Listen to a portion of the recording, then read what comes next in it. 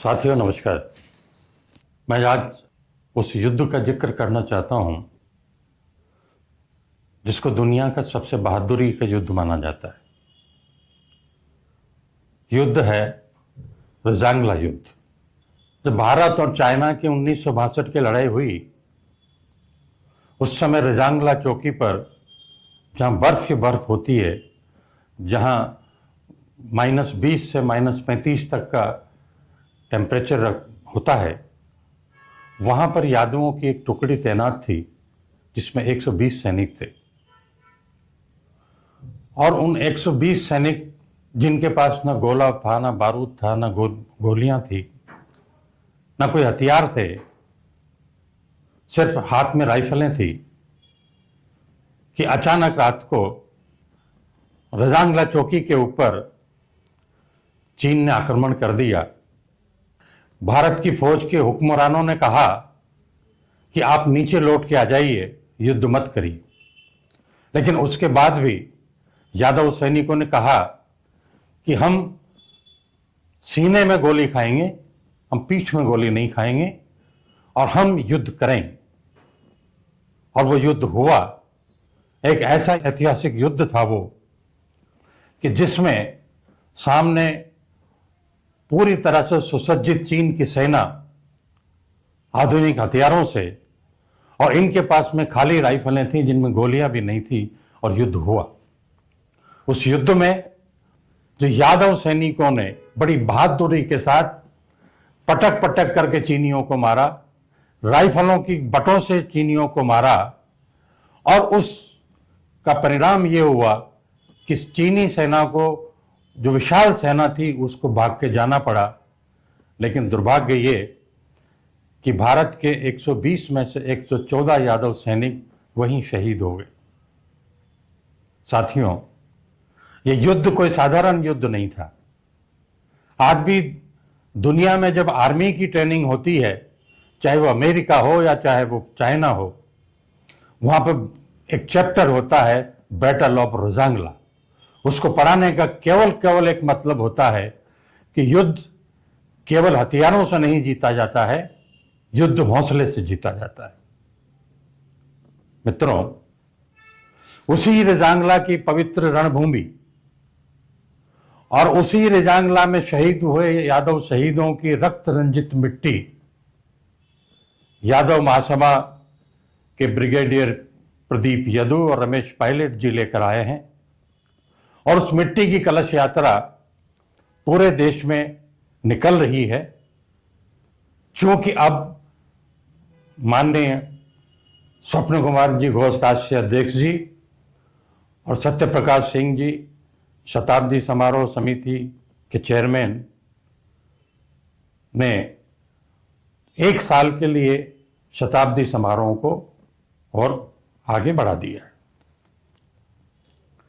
साथियों, ये तो आपको जानकारी है कि अखिल भारतवर्षीय यादव महासभा 100 साल पुरानी महासभा है। हमारे बुजुर्गों ने अनेक सामाजिक गतिविधियां चलाई इन 100 सालों में, और यादवों को देश में जागरूक किया। आज 100 साल बाद हमारी ये महती जिम्मेदारी बनती है कि हम जो सबसे पुरानी मांग है, अहीर रेजिमेंट की मांग, उस मांग के लिए संघर्ष करें। और उसी संघर्ष के लिए रजांगला शहीदों की रक्त रंजित मिट्टी की कलश यात्रा अब पूरे देश में उस गांव तक जाएगी जहां यादव निवास करते हैं। साथियों, मैं खास तौर से मेरे युवाओं का आह्वान करना चाहता हूं, छात्रों को आह्वान करना चाहता हूं, महिलाओं को आह्वान करना चाहता हूं, किसानों को आह्वान करना चाहता हूं, और सभी तमाम वर्ग के लोगों को आह्वान करना चाहता हूं कि ये कलश यात्रा हमारी आन बान और शान का विषय है। मुझे उम्मीद है कि विश्व की सबसे लंबी चलने वाली कलश यात्रा का रिकॉर्ड बनाएगी। इस यात्रा के संचालन के लिए प्रदेश के कन्वीनर नियुक्त किए जा रहे हैं। कुछ राज्यों में प्रदेश अध्यक्ष स्वयं इसके संचालन का जिम्मा अपने ऊपर ले रहे हैं, और कुछ राज्यों में राष्ट्रीय पदाधिकारी भी अपने राज्य में इसके संचालन का जिम्मा ले रहे हैं। प्रदेश संयोजक के द्वारा प्रदेश अध्यक्ष जी की सलाह से डिस्ट्रिक्ट के कन्वीनर नियुक्त किए जाएंगे और डिस्ट्रिक्ट के कन्वीनर के नीचे जो जिसको हम ब्लॉक बोलते हैं, मंडल है, तालुका है, जो उससे डिस्ट्रिक्ट से छोटा सेगमेंट होता है, वहां भी कन्वीनर नियुक्त किए जाएंगे ताकि कलश यात्रा का संचालन व्यवस्थित रूप से हो सके। राष्ट्रीय अध्यक्ष जी के निर्देशानुसार कि वो शीघ्र से शीघ्र इस कार्य को पूरा करें। साथियों, ये जो कलश यात्रा है, ये मील का पत्थर साबित होगी। इन 100 सालों में यादव महासभा ने पूरे देश के अंदर अनेक सामाजिक कार्य किए हैं और अहीर रेजिमेंट के लिए पोस्ट कार्ड अभियान चलाया गया 2016 में। वो बहुत कामयाब रहा।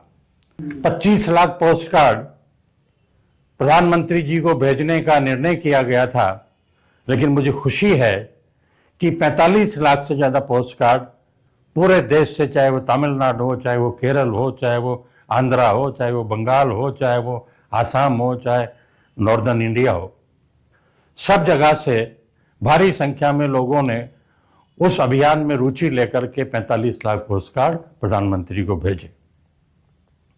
मैं आप सब लोगों से एक बार पुनः विनती करता हूं कि यादवों की आन बान और शान के लिए इस कलश यात्रा में उत्साह से जुटे, गांव गांव में इसका स्वागत करें।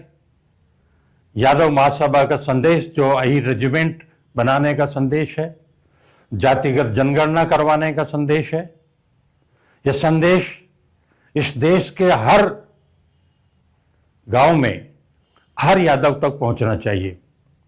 मैं सबसे पहले संबोधित करना चाहता हूं डिस्ट्रिक्ट और ब्लॉक के कन्वीनर्स को कि आपको अपने ब्लॉक में, अपने जिले में कितना किलोमीटर इस यात्रा को घुमाना है, उसका रूट मैप बना करके और हमको भेजें।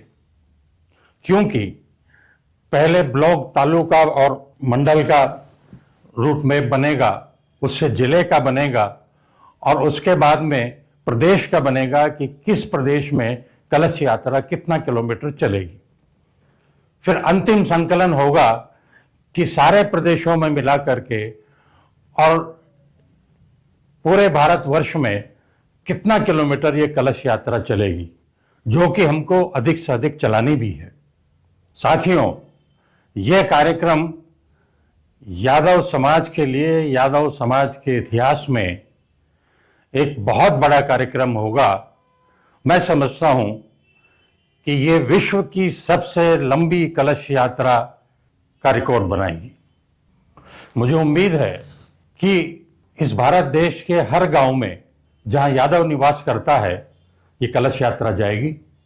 वहां पर भव्य स्वागत किया जाएगा और अहीर रेजिमेंट बनाने के संघर्ष का संदेश सभी यादवों को दिया जाएगा और जो भी रास्ते में ग्राम पंचायतें पड़ेंगी, उन सभी ग्राम पंचायतों के सरपंचों से अहीर रेजिमेंट के समर्थन में समर्थन पत्र हम लिखवा करके प्रधानमंत्री को भेजेंगे। साथियों, यह बहुत ही हमारे लिए आन बान और शान का विषय है कि रक्त रंजित शहीदों की मिट्टी की कलश यात्रा का संदेश, उनके बलिदान का संदेश हर गांव तक पहुंचे, हर यादव तक पहुंचे, ताकि हम आगे जाकर के अहीर रेजिमेंट की लड़ाई को बहुत ताकत से लड़ सकें। जय माधव, जय यादव।